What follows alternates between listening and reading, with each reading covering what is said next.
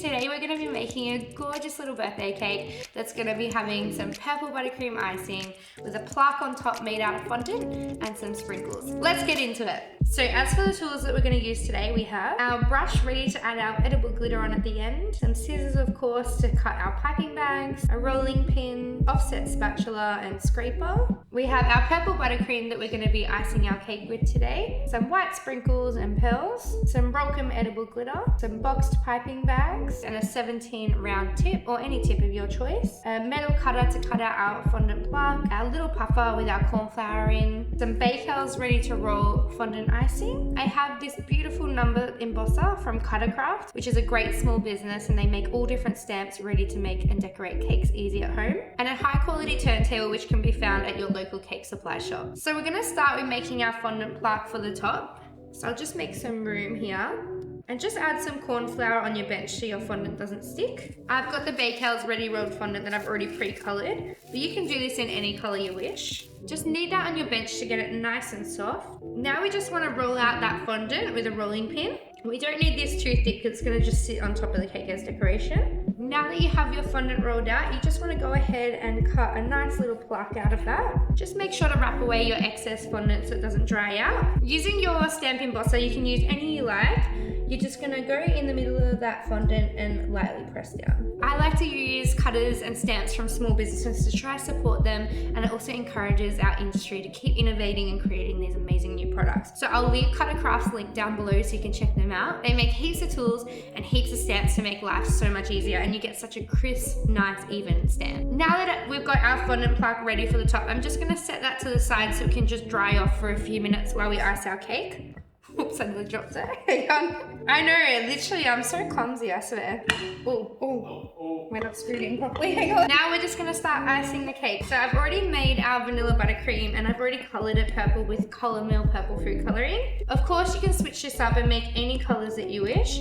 Just make sure to give it a stir before we start icing the cake, because we want to make sure we eliminate as many air bubbles as possible. Now I always start by putting a big dollop on the top of the cake and using that offset spatula to start turning the turntable and start spreading that out.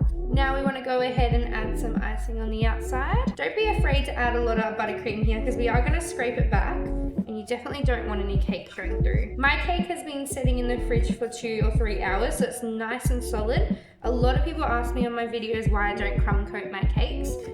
It's for 2 reasons, because I let them set for a few hours once they have the filling inside to make them nice and sturdy and easy to ice, and also because my recipes are not very crummy, so they don't tend to have crumbs. As you can see, I'm layering this buttercream on nice and thick and no crumbs are showing through or coming to the top of the cake. Once you've got all your buttercream on, you can pick up your scraper and gently rest it against your cake, and you can slowly turn with your other hand, starting to show a smooth surface. You want to keep going around until you get this buttercream nice and smooth, so you will take some of that outer icing off, but that's totally okay as long as we don't get down to the crumbs. You can clean up your board by pressing just down against the board and picking up some of that excess buttercream, but we'll go in with a cloth later to tidy that right up, so don't stress about that. I'm going to start by pulling in some of my top edge because I do have a lot of buttercream on the top of my cake.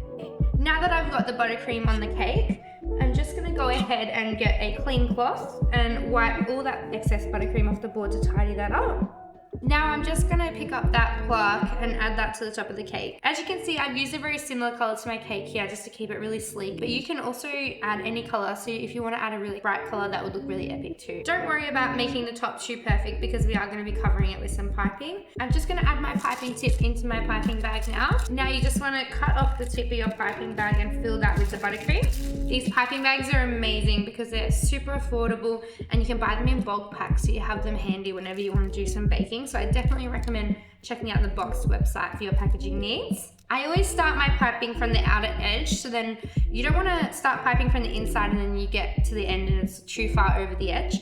So I start from the outside and at the back of the cake and gently squeeze with even pressure to try and make each dollop the same size. Keep going around in a circle until it's fully covered, and then we can add the next row of piping. Now I'm just going to go in with a smaller pressure. Even with the same tip, you can create a smaller looking dollop by just pressing lighter on the bag. Now I'm just going to go ahead and add some of those white sprinkles with the pearls throughout that piping just to break up the purple. It looks super cute when they fall in the middle of the piping because it's like really dainty. Now I'm going to add the sprinkles on the side of the cake. So you'll hear them falling all over the floor, which now I'm going to have to sweep up after. That's okay. It's all in the fun of decorating cakes. We know there's going to be a lot of mess. Now the final touch, we're going to add our edible glitter. This one's Crystal's Illusions and I love it. It's like a clear base, so it doesn't stand out too much, but the color really bounces off it really well. And I just like to dip my brush in it and then shake it around just to let it fall naturally on the cake. And there we go, that's how easy and simple it is to make your own birthday cake at home, or you can make it to gift to someone you love. The best thing to do when you're working with buttercream like this and trying to create shaped piping that stands up and has quite a strong structure to it is to make sure your butter is not too soft when you're whipping that buttercream. So I recommend keeping your butter in the fridge and then just taking it out an hour or two before whipping it. And then make sure when you're whipping your buttercream, you whip it for at least 10 to 15 minutes and on a low speed at the end just to try eliminate those air bubbles. That means when you're piping this buttercream on top, it's nice and smooth and creamy and it doesn't have large air pockets everywhere. I hope these handy tips help you in making your own cakes at home. As always, I'd love to see your video requests in the comments down below so I can help you create the best sweets you possibly can. As always, stay sweet. See you next time.